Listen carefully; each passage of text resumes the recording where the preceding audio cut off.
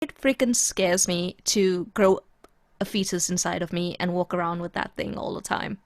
Yeah, and like what it does to you, because it's not like, I mean, a lot of different animals have like ways of handling this, and for humans, it seems to be like just there's no special place that the baby goes. It just displaces everything else, and then you just have to Oh, hope it works out eventually. Like, so uncomfortable. Like, I know someone right now who's due any minute, and her baby is 3.5 kilograms, and she is carrying that around.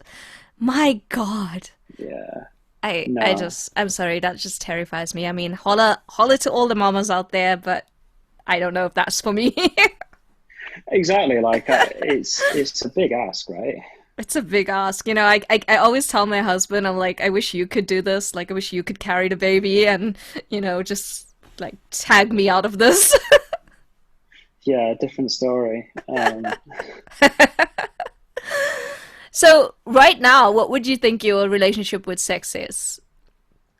Right now, we are not on the best of terms because, I haven't left the house in I don't know how long. So it's a bit of a sort of I'll talk to you soon kind of thing.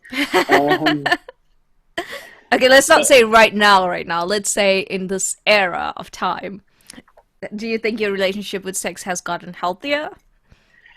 yeah, yeah, definitely. I mean, like I say, it's something that I think is, it's one thing to just be fun. I actually think it's very interesting, and I think it's something that it's probably quite different. My relationship is probably quite different with a lot of people. Like, I think, for example, I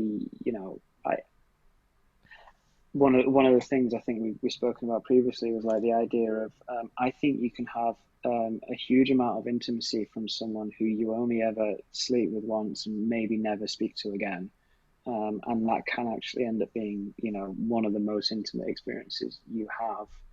Um, Obviously, there's the whole.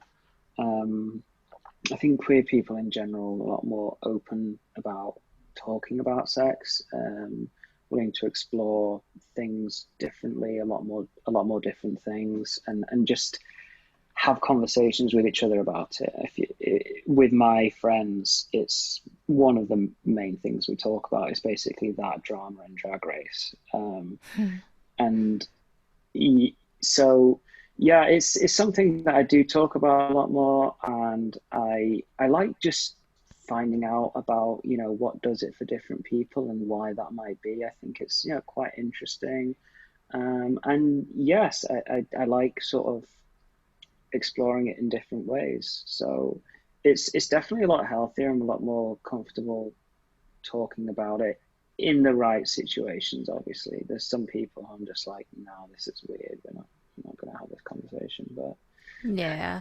No, I totally get that. And I think like I as well, I love talking openly about sex, but I think I've never been in your social circle. So I know what you're trying to say though, because I'm very open with like sexual talk and it's you don't always find people are very comfortable with that level of openness.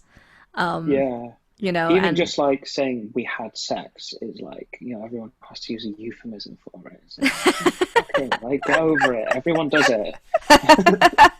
no, for sure, yeah. I mean, I like to say things in a cute way just because I think it's funny. So I tell my girlfriends that we had nighttime fun times last night, just just because I like to be cute and stupid. But I totally get what you mean.